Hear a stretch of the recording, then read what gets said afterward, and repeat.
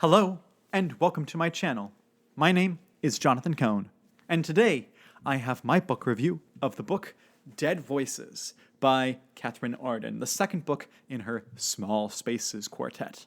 Yes, the first book in her Small Spaces Quartet, Small Spaces, I read and reviewed on the channel. I thought this was a very interesting book, but man, does it get dark and terrifying and spooky. Spooky who? This is very much a fall-themed book, and as such, you're dealing with scarecrows and pumpkin patches, and the characters go in, and all of a sudden they get transported to this scary world, and they're trying to escape the smiling man and all that stuff. And you're following the three main characters of Ollie, Coco, and I'm blanking on his name. Brian. I was going to say Byron, but that's not it. Brian. So Ollie, Coco, and Brian are who we follow in the first book, and it's the same trio that we follow in the second book. While the first book focuses on the fall, the second book focuses on the winter time. It's snowy, they're going up to go skiing, all that kind of stuff. And if I begin with my biggest praise for the book, it is that the atmosphere in these books, particularly this one, is incredible. I do not think there is another author that I've ever read who has a better grasp of how to write the environment and atmosphere of their books. Catherine Arden also wrote the Winter Night trilogy, which included The Bear and the Nightingale, The Girl in the Tower, Winter of the Witch. All of those are set in wintertime in Russia.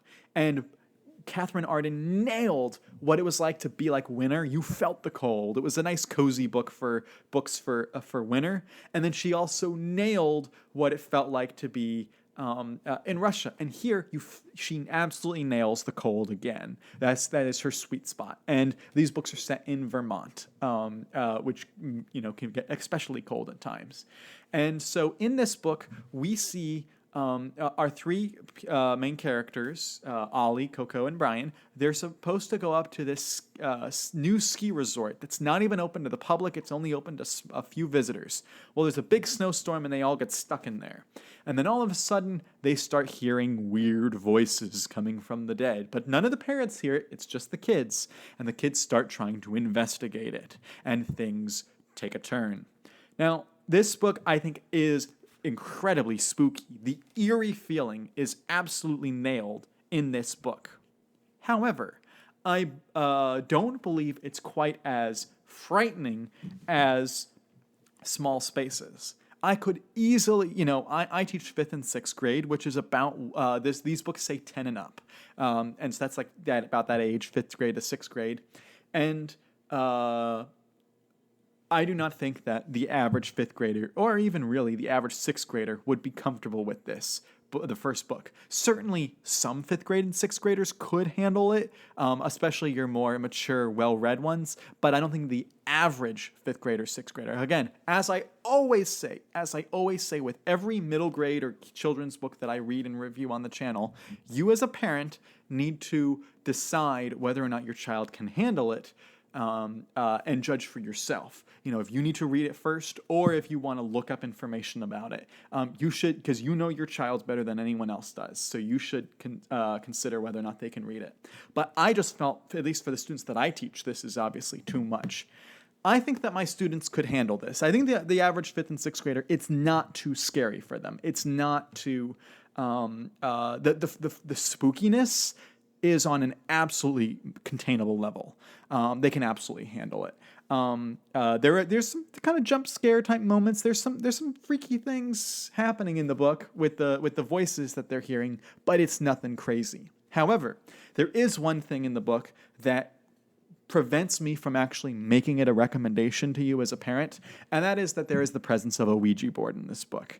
And I know that some parents, that's not absolutely not going to matter to them, but to me, I just don't like including that kind of thing in kids' books. I mean, I will like it in any books, but I really don't like including it in kids' books because it makes things too real. It makes things too close to home. That's just not stuff I want kids reading about personally. However, it's, that's not scary to the kids necessarily, but the presence of the Ouija board was concerning.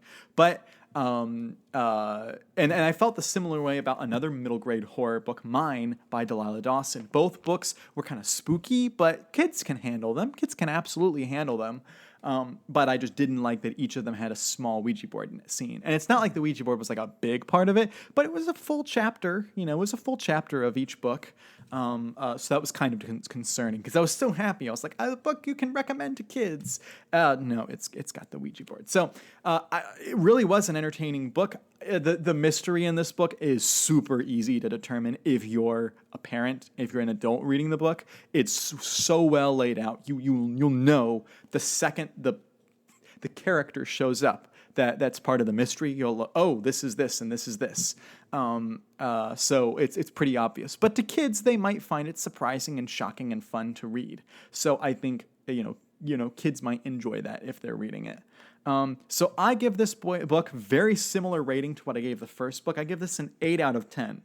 Very well done. I just didn't like the Ouija board stuff, but a very well done book, very atmospheric. The first book's fall, this book's spring. Oh, sorry, this book's fall, this book's winter, and the third book, which I will be reading in a couple of months, Dark Waters, is spring, and then the fourth book, which I don't own yet because it hasn't come out in paperback yet, Empty Smiles, that's going to be summer. So I'm really excited to read that too. But I give it, an 8 out of 10. Solid book. I really enjoyed it. I think it's a lot of fun. I think that Catherine Arden, again, her strong suit is environments and writing like seasons and the weather and making you feel like you're in that element. I felt cold reading this, and I felt very fallish, like I wanted to get pumpkin spice latte while reading this. So anyway, if you've read this book, let me know your thoughts in the comments section down below. And until next time, I'm Jonathan, and thank you for watching.